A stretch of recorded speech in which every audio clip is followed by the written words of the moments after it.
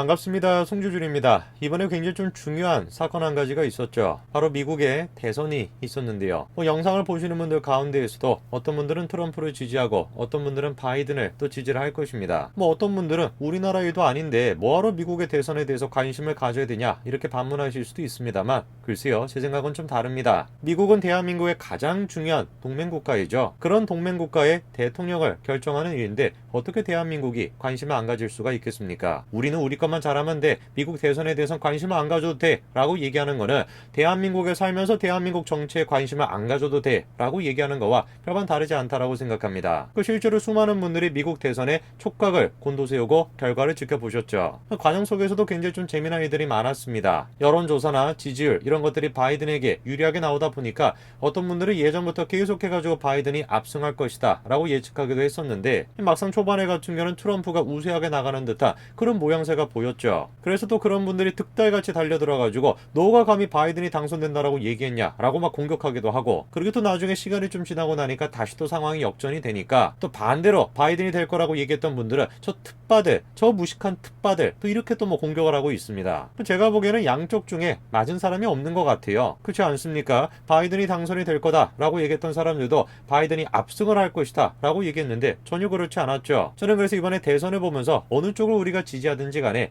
생각이 다르다라는 걸 존중하는 그런 자세를 좀 가져야 되지 않을까, 그런 생각을 좀 했습니다. 자, 그런데 이제 오늘 우리가 해야 되는 얘기는 좀 다른 데 있습니다. 바로 중국에 대한 이야기를 제가 좀 말씀을 드려야 되는데요. 미국의 대선에 대해서 우리가 왜 그렇게 관심을 가져야 되는가에 대한 두 번째 이유가 바로 중국과 관련되어 있습니다. 사실상 지금 중국이 세계 두 번째 강대국이다 그렇게 얘기할 수 있지 않습니까? 근데 문제는 중국이 자유민주주의 국가가 아니다라는 것이에요. 자유민주주의 국가가 아닌 중국의 힘이 커지면 커질수록 당연히 대한민국에도 위기가 올 수밖에 없습니다. 왜? 대한민국은 자유민주주의 국가니까. 만약에 미국의 대통령이 중국에 대해서 친화적인 그런 스탠스를 취하게 된다면 그거는 자연스럽게 대한민국의 위기로 이어질 수밖에 없죠. 오늘 저는 영상을 통해서 중국이라고 하는 나라가 경제를 어느 정도 시장 자유로 했다라고 얘기를 한들 결국에는 사회주의 국가일 수밖에 없다라고 하는 점을 좀 지적해보고자 합니다. 어떤 얘기인지 같이 한번 좀 보시죠. 여러분 아마 알리바바와 마윈 한번 들어보셨을 겁니다. 이 알리바바는 마윈이 1999년에 차린 인터넷 관련 기업인데요. 현재 지금 텐센트와 함께 중국의 민간 대기업 투톱입니다. 이 알리바바 그룹은 2014년도 뉴욕 증권거래소에 상장을 하기도 했었습니다. 그리고 그 시가총액만 하더라도 자그마치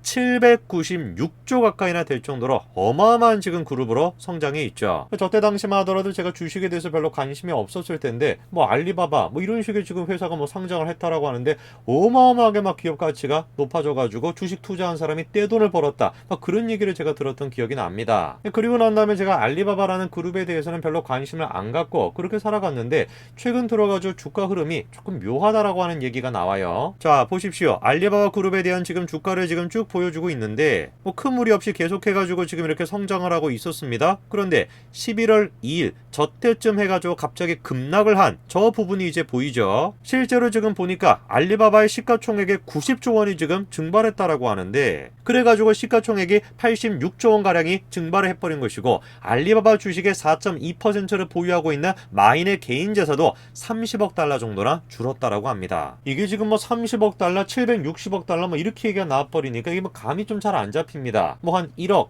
2억 이 정도 하면은 감을 잡을 수가 있는데 조 단위로 지금 움직이니까 얼마나 잃었는지 감도 제대로 안 잡혀요. 근데 일단 어마어마한 금액이 사라졌다라는 건 우리가 알 수가 있죠. 질문이 생기는 겁니다. 도대체 무슨 일이 있었길래 저렇게 갑작스럽게 9% 가까이나 폭락을 해가지고 난리가 난 것일까? 자, 그 배경을 우리가 알기 위해서는 N2그룹에 대해서 조금 살펴봐야 됩니다. 여기가 바로 알리바바의 금융자회사거든요. 이 N2그룹에서 운영하는 것이 바로 무엇이냐? 알리페이입니다. 근데 이 알리페이의 규모가 어마어마합니다. 중국인 10억 명이 사용하고 있고 연간 결제금만 하더라도 17조 달러가 넘는데요. 이건 우리랑 스케일이 다른 것이죠. 몇만 명이 사용한다, 몇백만 명이 사용한다 이 정도 수준이 아니고 10억 명이 지금 사용을 하고 있고 그 결제 금액이 얼마라는 겁니까? 17억 원이 아니라 17조 달러예요. 여러분 이런 얘기 들어보셨습니까? 17조 달러. 이거를 지금 환율로 계산해보면 2경이 넘어요. 2경. 대한민국 예산이 몇백 조 아닙니까? 근데 그거에 지금 뭐 몇십 배 가까이 되는 돈을 알리페이 혼자만을 통해 가지고 지금 만들어내고 있는 것이에요. 자, 그런데 바로 이 알리페이를 지금 운영하고 있는 N2그룹이 상장을 하겠다라고 한 겁니다. 그 열기도 지금 어마어마했죠. 3,200조 원이나 몰렸습니다. 청약 첫날에 3,200조 원이 몰렸는데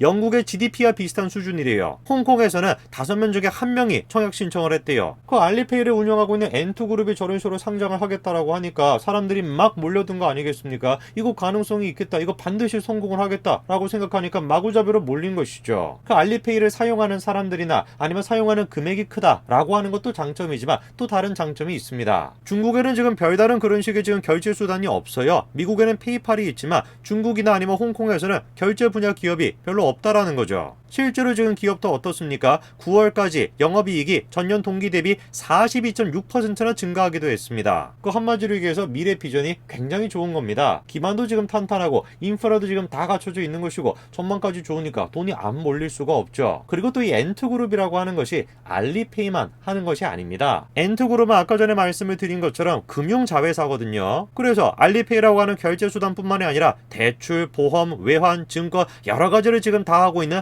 종합금융회사입니다. 자, 이제 좀 감이 잡히시죠? 왜 이렇게 사람들이 저기에 몰렸는지 감이 좀 잡히실 겁니다. 사실상 중국 금융시장 전체를 좌지우지할 정도로 어마어마한 지금 공룡기업인 겁니다. 그런 공룡기업이 지금 상장을 하겠다라고 하니까 사람들이 몰릴 수밖에 없죠. 그런데 여기서 이런 식의 N2그룹의 모습에 대해서 마냥 기뻐할 수 없는 사람들이 있는데 그게 바로 누구겠습니까? 중국 당국이죠. 중국은 아까 전에 말씀을 드린 것처럼 경제적으로 겉으로 봤을 때는 시장 자유주의를 개척한 것처럼 보입니다. 사실은 근본적으로 뭡니까? 사회주의 국가예요. N2그룹이 됐건 텐센트가 됐건 두 기업 같은 경우는 민간기업 투톱인데 그런 민간기업이 중국 금융시장 전체를 지금 좌지우지할 수 있는 그런 힘을 갖는다. 당연히 지금 당국의 입장에서는 불안할 수밖에 없죠. 그래서 실제로 어떻게 했습니까? 지난 3일에 중국의 금융당국이 N2그룹 창업자인 마윈을 전격적으로 소환했습니다. 당시에는 왜 소환했는지 그거에 대해서 따로 언급하지는 않았거든요. 그런데 외신에 따르게 되면은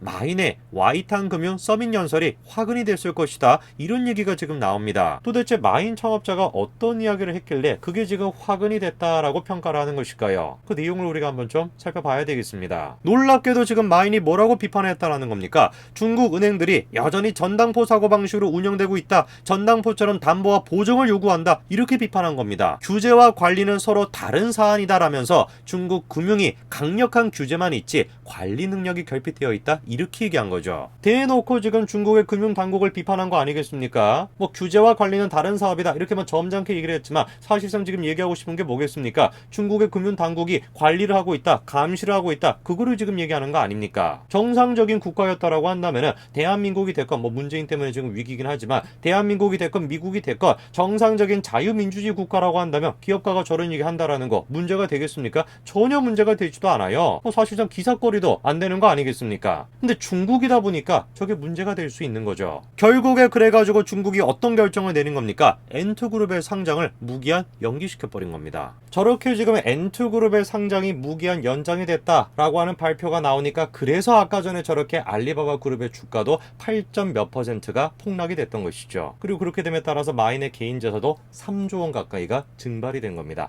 3조 원입니다. 3조 원. 당시 이제 처음에 마윈이 중국 금융당국에 불려갔었을 때 그런 얘기들이 많았습니다. 야, 아무리 그래도 그렇지 중국이 N2그룹의 IPO조차도 방해를 할까? 그거는 좀 안 그럴 것 같다. 왜? 그 규모만 하더라도 지금 어마어마한 규모이고 그런 식의 규모가 상장이 되게 되면은 중국의 금융시장 자체도 얼마나 활성화가 되겠습니까? 그리고 또 한창 안 좋았던 미국과의 관계 그런 것들을 생각해 봤었을 때 설마 IPO조차도 저런 식으로 막을까? 그거 아무도 상상을 못했죠. 근데 실제로 저렇게 막아버린 것입니다. 그러다 보니까 이번 조치에 대해서 뭐라고 지금 평가가 나옵니까? 경고장을 보냈다 이거예요. 한마디로 선 넘지 말라는 겁니다. 바로 이런 점 때문에 미국의 대선이 중요했던 것입니다. 그리고 바로 이런 점 때문에 대한민국의 대통령의 외교적인 어떤 철학도 중요한 것이죠. 겉으로 봤을 때 무슨 뭐 시장 자유화가 되어 있는 것처럼 보이지만 사실상 그 근본은 사회주의에 머물러 있다라는 것입니다. 정치적으로 그런 식으로 사회주의 정책을 가지고 있다 보니까 경제적으로도 겉으로는 뭐 자유를 주고 있다라고 하지만 공산주의 정책이 나올 수밖에 없는 것이죠. 저는 그래서 대한민국에 지금 태어난 것을 너무나 감사하게 느낍니다. 우리는 저런 것들에 대해서 그래도 걱정하지 않아도 되잖아요. 근데 불행하게도 최근 들어서는 저도 걱정하게 됐습니다. 왜?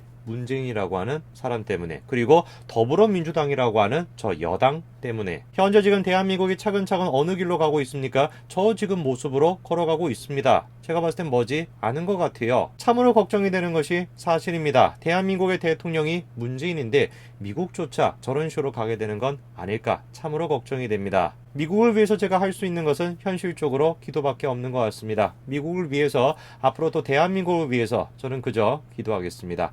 오늘까지 말씀드리겠습니다. 감사합니다.